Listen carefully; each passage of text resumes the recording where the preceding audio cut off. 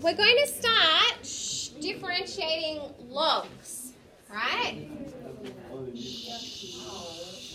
It's actually really interesting. Just waiting. Thank you.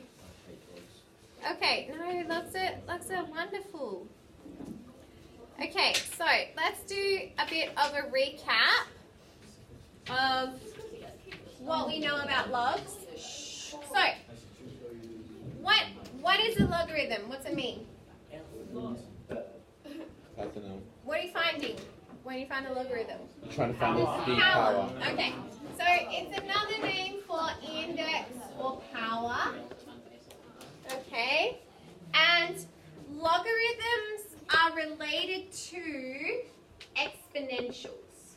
Okay, so they're actually inverse functions when we draw them, reflected in the line y equals x. We'll have a little look at that soon. Okay, if y equals a to the x, then x is called the logarithm of y to the base of a, okay, which I usually say log of y base a. Okay, helps us to solve equations like this. So we rearrange this as a log. When we're finding the power,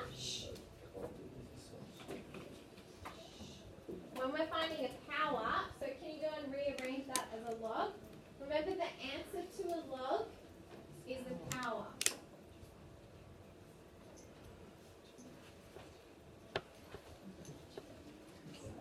Okay, you know it's a log. The base is 2, and then the other number goes here. Now, if we're actually calculating this, how do you put this into your calculator? Because you don't have, okay, ln5 over ln2, or log 5 over log 2. Okay, so remember that's the change of base formula. Okay, big number first, base on the bottom. And as expected,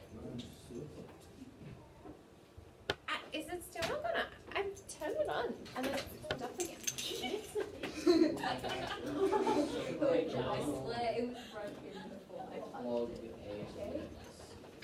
Rachel's just admitted fault on video. As expected, it's 2 and a bit, right? Because you know that 2 squared is 4, so it's going to be a bit more than that. Alrighty, so we've got our log laws. Let me get rid of that. Can you remember the log laws?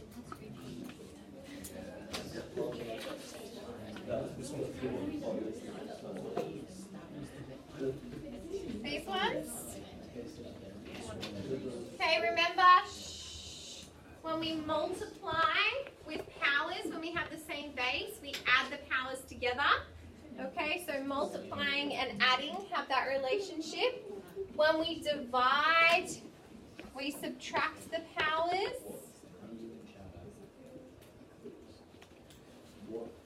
Okay, and a power of a power, we multiply.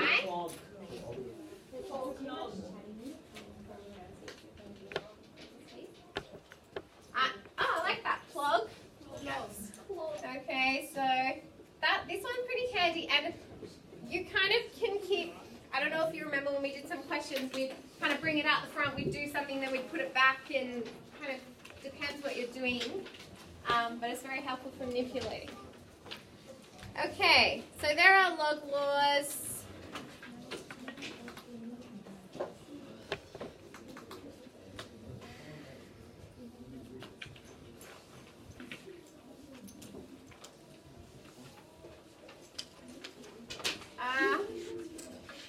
Trying to work out what I want to write. Oh, here. So that's the change of base. Wait, what was log a x to the power of p? P out the front. Okay, if there's no base written, what does it mean? Base is 10, and ln means a base of e.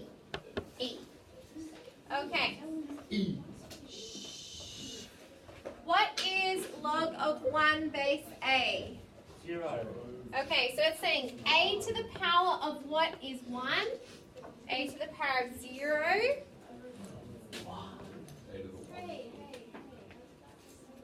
Okay, this one is 1. So a to the power of 1 is a. Is it on now? Yeah, I feel really bad that we turned it off because that was a shock.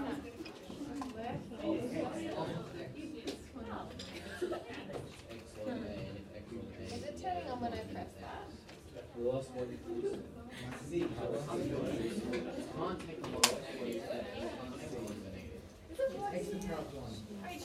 Okay, and then this one. Big turn around, please. Okay, so this is x log of a base a, but we just said log of a base a is 1, so it's x times 1, so it is just x. Pretty nice.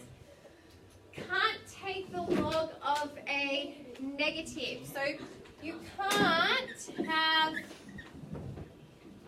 a positive base to the power of something and end up with a negative. Can't do it.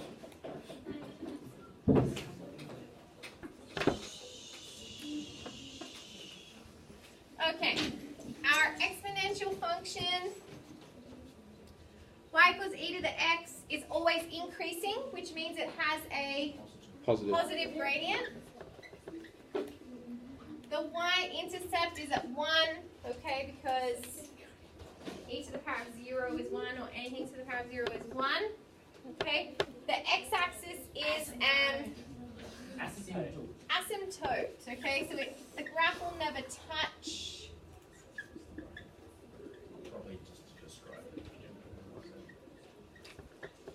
Okay, what's the domain of this graph?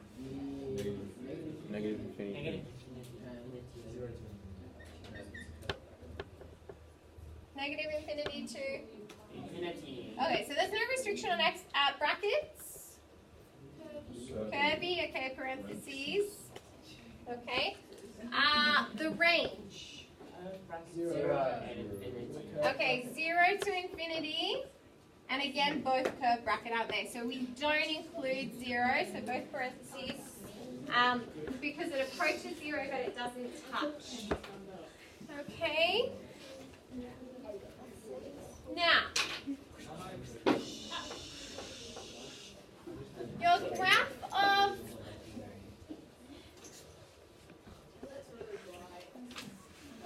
the green one, it is, isn't it? Did it print okay in the book? See it? So, we can write this as log of x base e or ln x. Okay, again, so we're looking at this graph particularly, it is always increasing as well, but it's still quite different. Okay, now e to the x had a y-intercept, girls, at 1. Okay, ln x has an x-intercept at 1. Okay, e to the x had the x-axis as an asymptote. Ln x has the y-axis as an asymptote, which is, for those doing extension, what we would expect for functions that are inverses.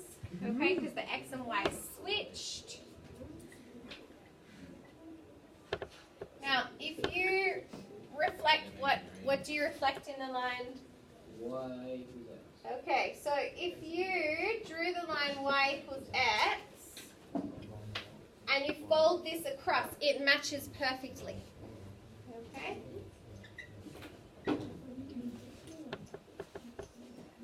Now, you can look at the domain and range from the graph, but you will find that the x and the y have switched, right? So the domain is actually restricted. The domain is actually restricted for y equals ln x. You can't have any value of x because it has to be more than 0.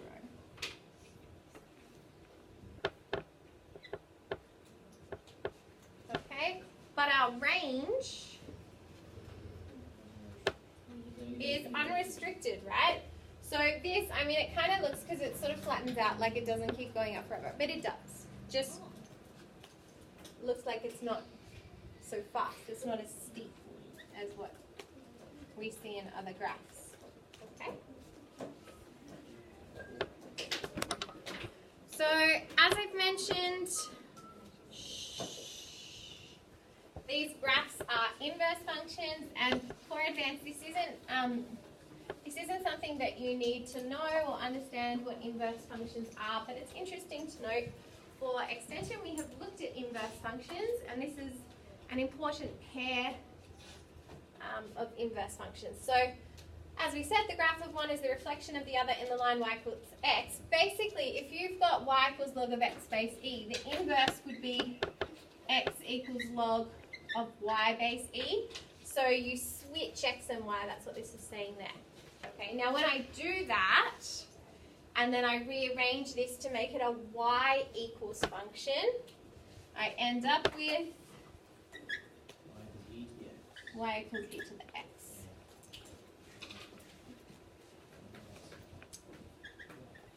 Okay, which is the inverse function. Now, what we're going to do is start differentiating logs. I've never actually proved this before. We didn't need to do it before, but it was very interesting. Again, I'm going to show you something that is outside the course. You don't need to reproduce the proof, but we need to look at, we're supposed to look at either graphically or algebraically, but it's so nice algebraically. So I'm going to teach you this little trick, which, I mean, you can use it for other things if you want to, but it's pretty small. Okay. Alrighty, so, I've gone straight to AX. Okay. We're going to start with just y equals log of x base e, or y equals ln x, and then we'll tweak that to look at AX. Okay. Now we just said that we can rearrange, although we had it the other way around. Okay. So y equals log of x base e is the same as x equals e to the y. Right? The y, the answer to a log is the power. The base is e. Okay, and then the x comes up the front. Yeah? I'm going to refer to that as 1.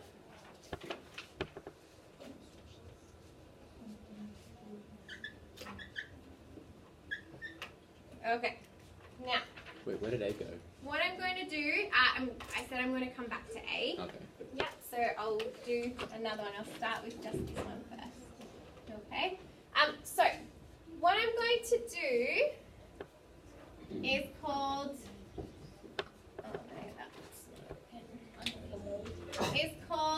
implicit differentiation. Now, this used to be something that we looked at in extension 2.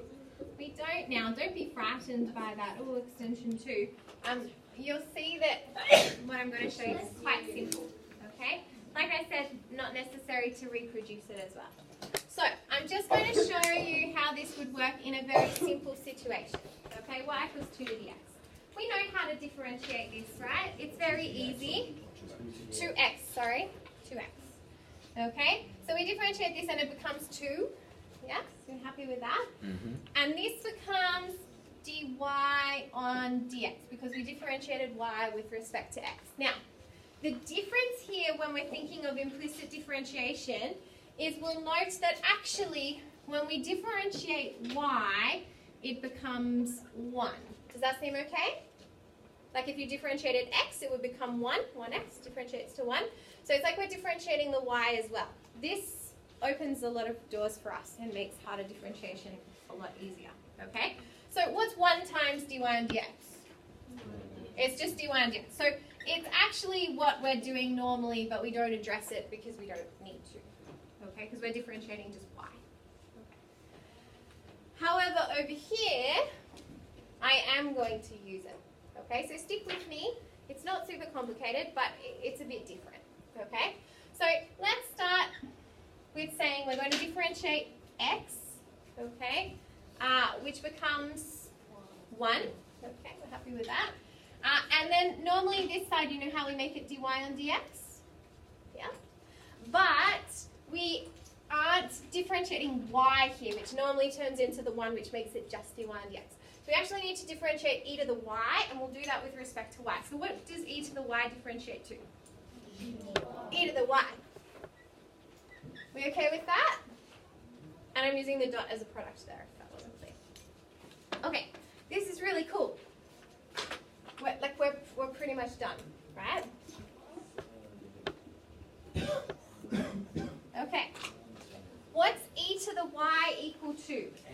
X.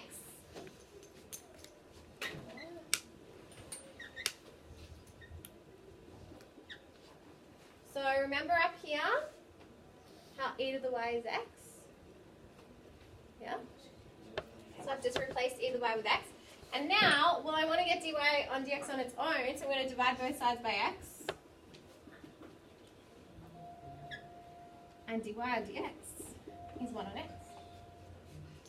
So when you differentiate log of x base e, you end up with 1 over x. There was not, because you did not have these skills at the time. Okay? So we're going to go and do that and tweak it to make it an AX, and then we'll go and extend it even a little bit further. But I'll give you